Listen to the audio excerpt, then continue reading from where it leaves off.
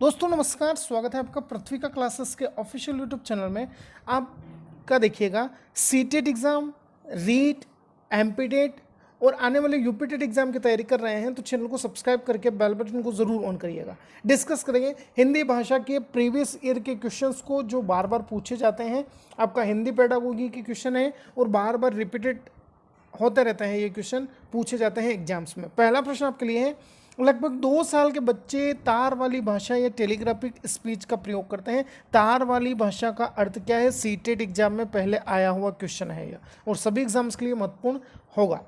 बात करेंगे, देखिएगा तार वाली भाषा का अर्थ होता है या मतलब है ऐसी भाषा जिसका मुख्य अर्थ हो, उसे व्यक्त करने वाले कौन कौन हो, संज्ञा, क्रिया, विशेषण आदि शब्दों की अभिव्यक्ति हो। इनमें ऐसा समझ में संज्ञा, क्रिया, विशेषण आदि शामिल हो और उनके माध्यम से इन शब्दों को मिलाकर हम जो अभिव्यक्ति देते हैं वो तार वाली भाषा कहलाती है। नेक्स्ट क्वेश्चन है, प्राथमिक स्तर पर सुनना बोलना कौशल के विकास में कौन सी विधियां अधिक सहायक है? बताइएगा, बहुत इंपॉर्टेंट क्वेश्चन हो जाता है। तो देखिएगा, सुनना बोलना कौशल का विकास समय यदि करना है तो भूमिका निर्वाह और बातचीत यहाँ पर महत्वता रखेगी। चौथा ऑप्शन टिक करिएगा। नेक्स्ट क्वेश्चन की तरफ बढ़ेंगे।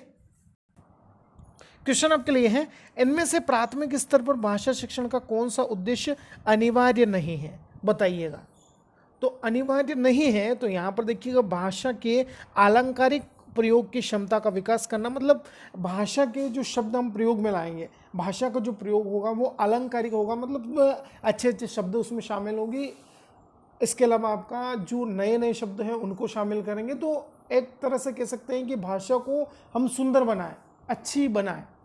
तो ये प्राथमिक स्तर पर भाषा शिक्षण का उद्देश्य नहीं माना जाता है। नेक्स्ट क्वेश्चन आपके लिए है, उपचारात्मक शिक्षण का उद्देश्य क्या होता है? बताइएगा। तो यहाँ पर देखिएगा, छात्रों की प्रारंभिक त्रुटियों में सुधार करना होता है, छात्रों की ज्ञान संबंधित त्रुटियों में सुधार करना होता है, छात्रों में आत्मविश्वास जगाना होता है। सभी के लिए जाएंगे, फोर्थ ऑप्शन अपना यहाँ पर सही होगा। नेक्स्ट क्वेश्चन की तरफ बढ़ेंगे। नेक्स्ट क्वेश्चन आपके लिए है, हिंदी भाषा की परीक्षा में किसी विषय के सामान्य समझ की जांच के लिए किस प्रकार के प्रश्नों का प्रयोग सर्वाधिक उपयुक्त होगा? देखिएगा, हिंदी भाषा से संबंधित हमें जो विषय है, हमारा हिंदी विषय है, उसके सामान्य समझ बच्चों में है या नहीं, तो किस प्रकार के प्रश्न हम यहाँ पर लेंगे जिससे हमें पता पड़े कि हाँ बच्चों को हिंदी भाषा की सामान्य समझ तो है। तो यहाँ पर अति लघुत्रात्मक प्रश्न होंगे। आपका यहाँ पर पहला ऑप्शन सही होगा, ध्यान रखिएगा, बहुत इंपॉर्टेंट क्वेश्चन हो जाता है। नेक्स्ट क्वेश्चन आपके लिए है, निम्नलिखित में से कौन सा मौखिक भाव प्रकाशन शिक्षण का उद्देश्य है? बताइएगा। मौखिक जो अभिव्यक्ति देते हैं उसमें बोलने से संबंधित और आपका भाव भी हम दिखाएंगे, मौखिक भाव प्रकाशन होता है यह।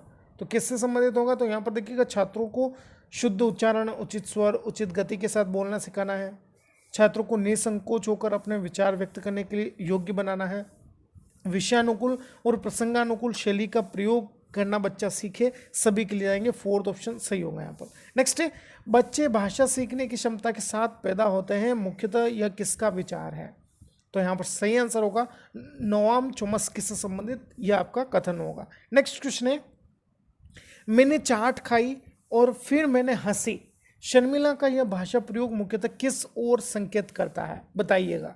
तो यहाँ पर देखिएगा, नियमों का अति सामान्यकरण हो गया है। मतलब ये है कि जो सामान्य बोलचाल की भाषा होती है उसी को हम हमारी जो सैद्धांतिक क्या कह सकते हैं कि जो मानक भाषा है उसमें आपका प्रयोग करने लगे, तो यह नियमों का अति सामान्यकरण कहलाता है। ध्यान रखिएगा, सेकंड ऑप्शन टिक करिएगा। नेक्स्ट देखिएगा, क्वेश्चन रिपीटेड है, सीटेट एग्जाम में पहले आया है। रेशमा 1 साल पहले असम से पंजाब आई, वह हिंदी भाषा को प्रयोग करते समय त्रुटियां करती है।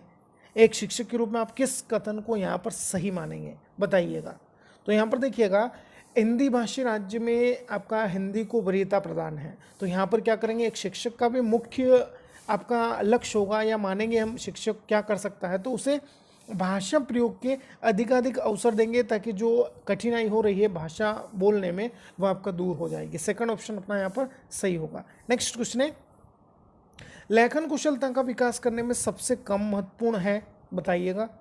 तो देखिए, प्रतिलिपि मतलब होता है लेखन कौशल में प्रतिलिपि होता है कि एक जो भी आपका गद्यांश दे आपका या कुछ आप गतिविधि दे बच्चों को लिखने के लिए, उसको बच्चा जैसे कि तैसा लिखता है तो वो लेखन कुशलता में विकास करने में आपका मदद नहीं करता है, ध्यान रखिएगा। पहला ऑप्शन अपना यहाँ पर सही होगा। नेक्स्ट है, भाषा सीखने में जो त्रुटियां होती है बताइएगा क्या उनका मतलब होता है। तो वे सीखने की प्रक्रिया का स्वाभाविक हिस्सा होती है जो समय के साथ दूर होने लगती है। बिल्कुल, जितना बच्चा देखिए गलतियां करता तो ऐसा नहीं कि हम बच्चों को टारगेट करेंगे, मारे पीटेंगे। गलतियां भी आपका सीखने का ही एक आपका कह सकते हैं कि चिन्ह है। जितनी ज़्यादा गलतियां करेगा बच्चा उतना ही सीखने में आपका प्रवृत्त होगा बच्चा। बहुत इंपॉर्टेंट हो जाता है ये क्वेश्चन। नेक्स्ट है, पढ़ना कौशल में सबसे ज़्यादा महत्वपूर्ण क्या है बताइएगा। ऑप्शंस आपके सामने है, तो देखिएगा संदर्भ के अनुसार अर्थ ग्रहण करना। बिल्कुल, एक केवल पढ़ना ही महत्वपूर्ण नहीं होता है, पढ़ने का जो कौशल विकास होता है बच्चे में या हमारे अंदर, तो वो संदर्भ के अनुसार हम यदि अर्थ ग्रहण करें कि एक जो नया शब्द हमने लिया है या कोई भी शब्द हम बोल रहे हैं या सिखा रहे हैं बच्चों को, तो उसका पूर्ण मतलब क्या है वो बच्चे को समझ में आना चाहिए। तभी आपका पढ़ना से संबंधित कौशल है, रीडिंग का जो स्किल है वह आपका अच्छे तरीके से बच्चे में विकसित होगी। बहुत इंपॉर्टेंट क्वेश्चन है। नेक्स्ट देखिएगा, देखिए नेक्स्ट क्वेश्चन आपके लिए है, सुलेखा ने पाठ को पढ़ाते हुए जीवन को जिंदगी पढ़ा है, यह इस ओर संकेत करता है। देखिएगा बताइएगा क्या यहाँ पर निकल कर आता है हमारा जो कॉन्सेप्ट है वह। तो देखिए जीवन को जिंदगी पढ़ना, वह अक्षर पहचान के बजाय अर्थ को समझते हुए पढ़ रही है। बिल्कुल, फोर्थ ऑप्शन अपना यहाँ पर सही होगा। नेक्स्ट देखिएगा, सुनीता अपनी कक्षा को बाहर मैदान में ले जाती है और पर्यावरण पर आधारित कविता पाठ का कार्य करती है। सुनीता का यह उद्देश्य किससे संबंधित होगा बताइएगा। तो यहाँ पर संबंधित होगा, आंसर जाएंगे मैदान के प्राकृतिक वातावरण के साथ संबंध जोड़ते हुए कविता को समझने का अवसर दिया जा रहा है। बिल्कुल, जो वास्तविक ज्ञान है उससे यहाँ पर हम परिचित करा रहे हैं बच्चों को। नेक्स्ट और लास्ट क्वेश्चन है आपका, शक्ति को शक्ति कहना किस प्रकार के उच्चारण दोष का उदाहरण होगा। तो यहाँ पर सही आंसर होगा स्वर भक्ति का यह उदाहरण होगा। आया समझ में। ये थे आपके मोस्ट इंपोर्टेंट 15 प्रश्न आपका सीटेट, रीट, यूपीटेट, एमपीटेट वर्ग 3 सभी एग्जाम के लिए आपका महत्वपूर्ण रहेंगे। अच्छा लगे तो लाइक शेयर कमेंट और चैनल को सब्सक्राइब जरूर करिएगा। धन्यवाद। जय हिंद, जय भारत।